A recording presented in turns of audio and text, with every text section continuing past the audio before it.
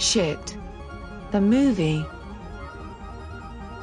As human affairs careen out of control and the planetary situation grows ever more desperate ecologically, hard facts are being faced.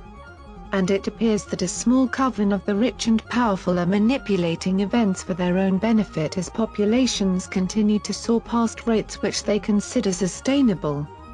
What are the dark plans of this global elite? Will we as peoples of the Earth be able to sustain ourselves currently and into the future? Or will the dark oligarch turn us all into a bunch of sack-clothed shit-eaters? Now, a new United Nations report into global food security says the best way to stop humanity from starving is to start farming insects for food. It's all about the protein. By 2050, there'll be 9 billion humans on the planet, and we're not going to be able to feed them unless we radically rethink our approach to agriculture. The world's definitely facing a protein shortage, and bugs are possibly just a supplement to help ease that problem. Considering how much we rely on it, meat is remarkably inefficient. Animal grazing occupies a quarter of the Earth's usable surface, and we use about a third of all arable land just to grow feed crops for livestock. And for all that, it takes 8 kilograms of cattle feed to produce just 1 kilo of beef. Insect farming, on the other hand, delivers a kilo of meat for just 2 kilos of feed, uses far less land and produces a tiny fraction of the greenhouse gases. Some people, it's really ingrained in their brain that they think that bugs taste disgusting when in fact that they don't. But most people, after they try them, they're really pleasantly surprised. 2 billion people already consume insects regularly. And the only thing keeping the rest of us from joining the feast is, oh my God, that's disgusting. The insects can be turned into protein, which can be a powder, not just what you see on TV where people are eating whole crickets or whole grasshoppers. The ick factor is powerful, but it's purely cultural. People eat oysters, snails, lobsters, and even hot dogs without a second thought. On top of that, bugs are rich in protein, calcium, iron, and zinc. So, farming insects isn't just good for the planet, it'll be good for us too. Ruud Kleinpaster has made a name for himself as New Zealand's main bug man, as if he needed to make a name for himself when he's already called Ruud Kleinpaster. Am I right, man? Yeah. Now, Ruud, why are Westerners so squeamish about eating bugs? Well, I think it's got something to do with being Westerners, actually. I think it's got something to do with not having the history of having to fend for yourself and eating stuff that is surrounding you. I mean, you know, we shoot deer. Actually, you in Australia should not talk about that. You hoover the whole ocean. You get scampi, you get rock lobster, you get pippies and cockles and power. What is that? They're the bugs from the sea. And they're delicious, Ruud. Do you think it's just the visual that bothers people? I mean, it's not like we're going to be having burgers with cicada legs sticking out of them. Kerry, that's a good point, because what I believe will happen is we would always grow our insects and then grind them up. So you will never get a leg sticking. By the way, those legs are actually pretty good as toothpicks, but that's another story.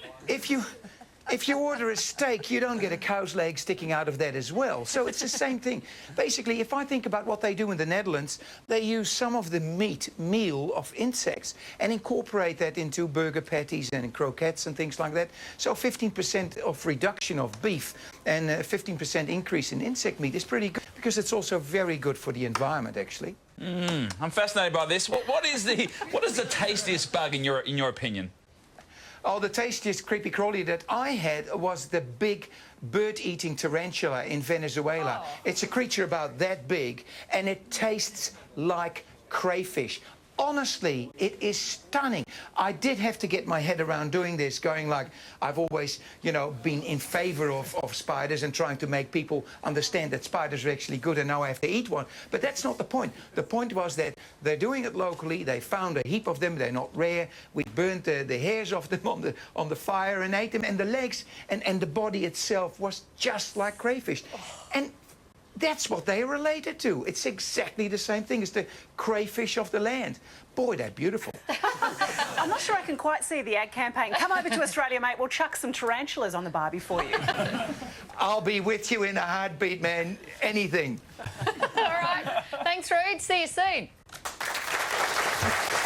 Well, we put it to you today. Would you eat insects 18% said yes, 32% said no, and 50% said only if it was a matter of survival. My husband went to Cambodia a couple of years ago for World Vision, and he had deep-fried tarantula, and he said that the body was gooey. Oh, and I said to him, I'm never, ever kissing you again. Ever, ever. You shouldn't have asked for it like medium rare. That's terrible. It's disgusting. Horrible. I'm trying to not think about it. Although I did have soft-shell crab last night. It's probably not a lot different to that. Oh, yes, it is. Do you reckon? Yeah. I don't know. I think it's just what we've got in our head about it. If you've just joined us, here's a quick recap of today's headlines. And the AFL has revealed 26 players tested positive to illegal drugs last season, a big jump from just 6 the year before. Professor Ikeda has invented the first steaks based on proteins from human excrement. 日本水道局にいる下水汚泥を南水道局からの依頼を受けて下水汚泥の中にたくさん含まれているタンパク質をうまく取り出すことによって水道局から利用できないかということで始め Sewage mud is rich in protein because it is alive with bacteria.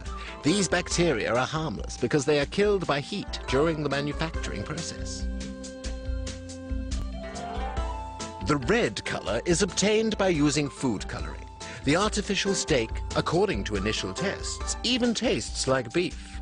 In fact, to refine the flavor, Professor Ikeda adds soy protein. It's 63% protein, 25% carbohydrates, 3% lipids, and 9% minerals to make one turd burger.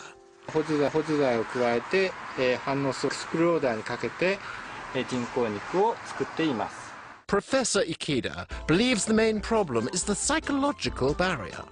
確かに人間が出したものだということに対してですね、だから即それを食べたいという人は多分あまりいないんじゃないかなというふうに思っています。この人工肉を作るためのコストに関しては研究費という点で言ったら確かに今の段階では普通に売られているお肉のやっぱり何十倍か何百倍するかもしれません。ただこの研究がきちっと完成した段階で実際に販売するとなったらほとんど今普通に売られたお肉と同じ金額かそれ前後のレベルに持っていくことはできるんじゃないかなと。またそうしなければ多分これは実用性はないだろうというふうに思っています。 According to Professor Ikeda, the turd burger has an obvious advantage other than completing the food chain. こちらの方が油分がない分だけ低カロリーになっています。 Bon appetit! So, as we can see clearly demonstrated in this United Nations report on eating bugs, and Japanese reports of shit-eating scientists, we are in for a dark future. Perhaps, a dark, chocolate future, with plenty of fudge. Because it is not a laughing matter. The oligarchs on high aren't, and won't be eating this shit, as they have not at any single time in their perpetual and tyrannical rule over us. We only ever get the scraps from the table, and that is if we are lucky. The others eat shit.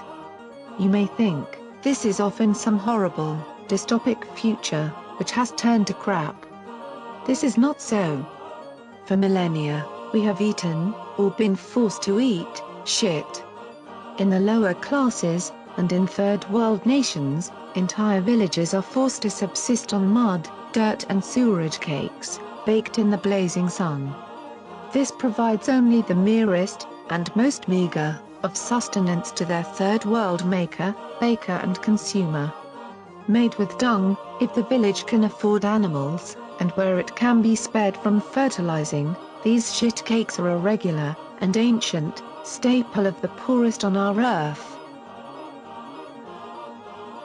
Even middle-class, first-world consumers of meat and vegetables eat raw fecal matter regularly.